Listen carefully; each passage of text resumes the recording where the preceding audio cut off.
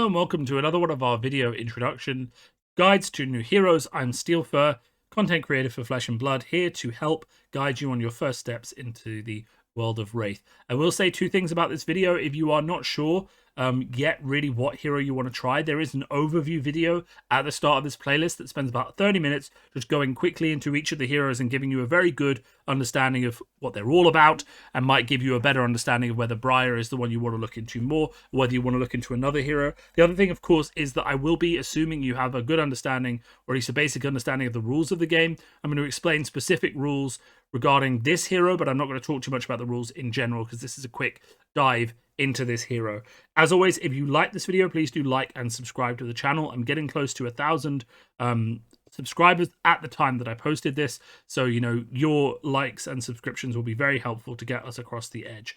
So Briar, Warden of Thorns, fantastic art. One of my favorite heroes in terms of theme, is one of our new heroes in Tales of Aria. So as this video is being recorded, one of the newest heroes in the game. And her ability, it revolves around attack actions and non-attack actions, because she is a Runeblade class, and that's their shtick.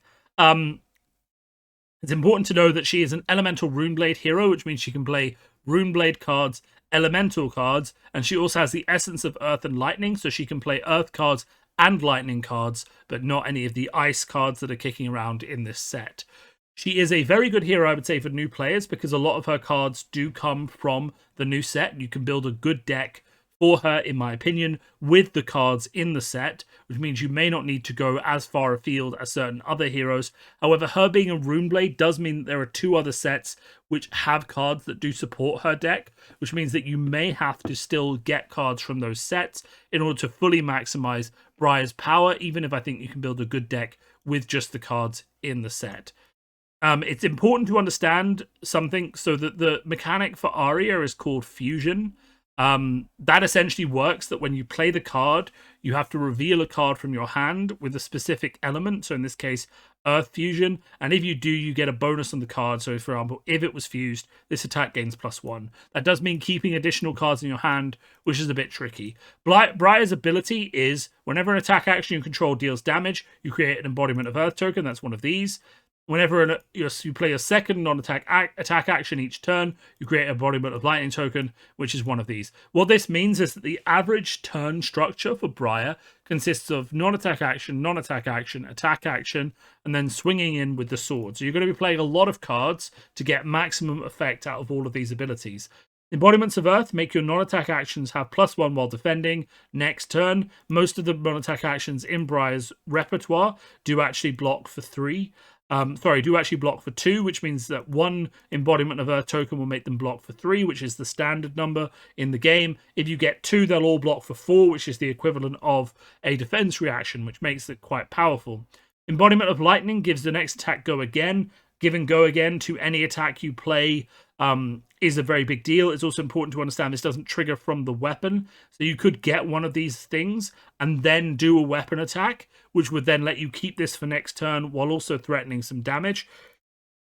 The weapon is important to focus on as well, because this does 2 physical damage, but if you've played an attack action and non-attack action, it deals 2 arcane damage each to target hero. It's really important to understand the power of this sword over everything else. You are going to want to attack with it every turn that is possible to attack with it.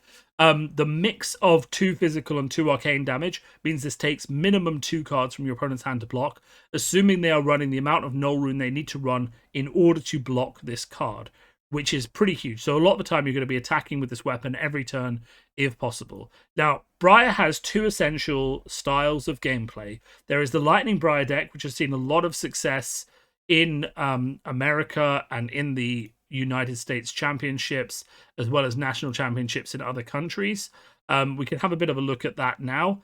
Essentially, what this list is a list that aims to play as many zero-cost red cards as possible, while giving them go again via the Briar non-attack action ability, and essentially getting a way to deal multiple threats a turn, and also throwing in weapon swings wherever possible. You'll see that unlike most of the decks that you might look at for heroes, this actually only has 12 cards that are in fact blues, and only a few cards that are yellows as well. And the reason for that is that most of this deck, like Exude Confidence, Plunder Run, like Nimblism, cost 0, and either has Go Again built in or can be given Go Again from non-attack actions, which means that you don't actually need to pay for them, which essentially gives you an extra card in your hand as long as you have, say, a tunic counter to pay for your weapon, or you have something to pay for the cards that you need.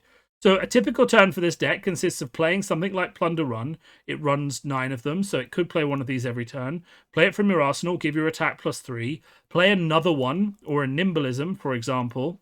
Give your attack +3 again. And then you come in with something like Exude Confidence for 10, with Go Again, that you can turn into either another attack or into your weapon swing.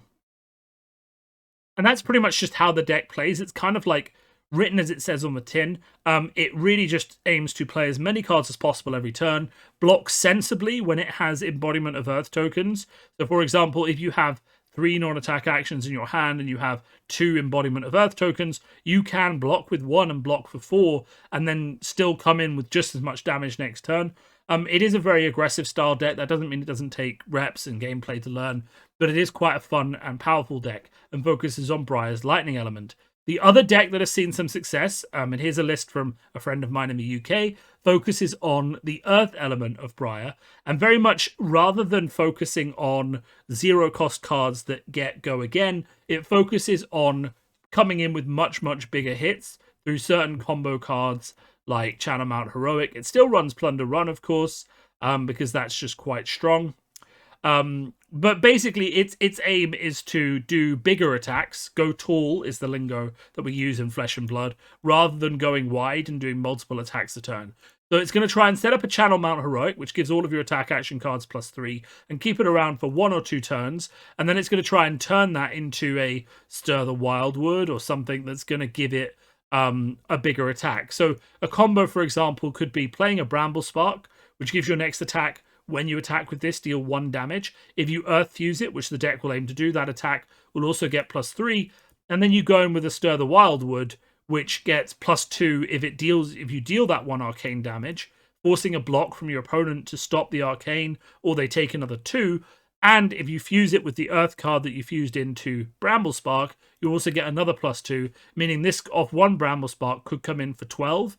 And if you played 2 Bramble Sparks, or a Channel Mount Heroic and a Bramble Spark, or any of the other non-attack actions in the deck, which it runs quite a lot, that Stir the Wildwood will have Go Again, leading you, of course, to swing in with the weapon again, just like the other deck would do, for an extra 2 and 2 arcane.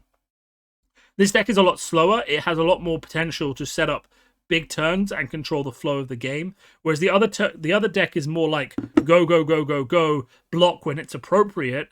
Briar Earth is more like go a little bit, block a little bit, do a little bit more, set up this, do some more damage, set up something else, do some more damage.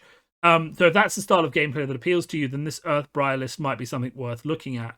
It's kind of important to understand for Briar that one of the reasons I think she's good, and one of the reasons I think a lot of these Aria heroes are very good for new players, is that they're heroes, regardless of power of the specific archetype deck at the moment.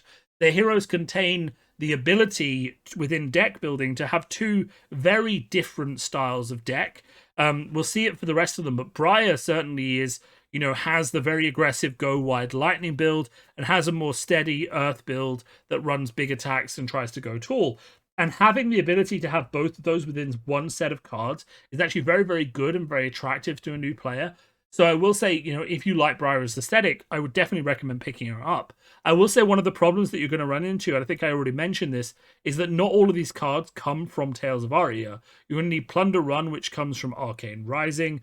You're going to need stuff like Consuming Volition, which is Crucible of War. Still common, but that's fine. It's still, a bit tricky to pick up.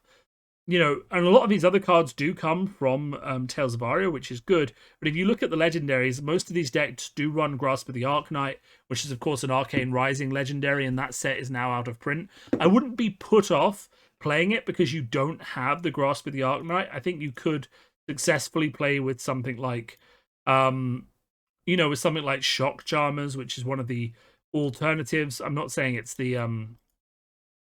I'm not saying it's as good, but it does have its situations. So I think if you were to build this hero just from Tales of Aria cards, you could still make quite a good deck. But just be aware if you're getting in with the idea of being some like super competitive with one of these decks, you may need to go back into the vault because she's a Runeblade and pick up additional cards from more than one set that really boost her and go forward, which isn't necessarily a problem that the other Aria heroes have to the same extent. So if you're looking for new heroes that don't require so many cards from older sets, you might turn to one of the other Aria heroes. Of course, there are videos on those as well. If you like the sound of their gameplay, you may find them a more appealing proposition. As always, if you've enjoyed this video, please do like and subscribe it. I am very happy to, new players have been flooding me with responses saying that these videos have been really helping them get into the game and helping them pick their heroes. So if that is you, please do let me know because it makes me feel happy to hear. And other than that, have a great day and enjoy your games in Flesh and Blood.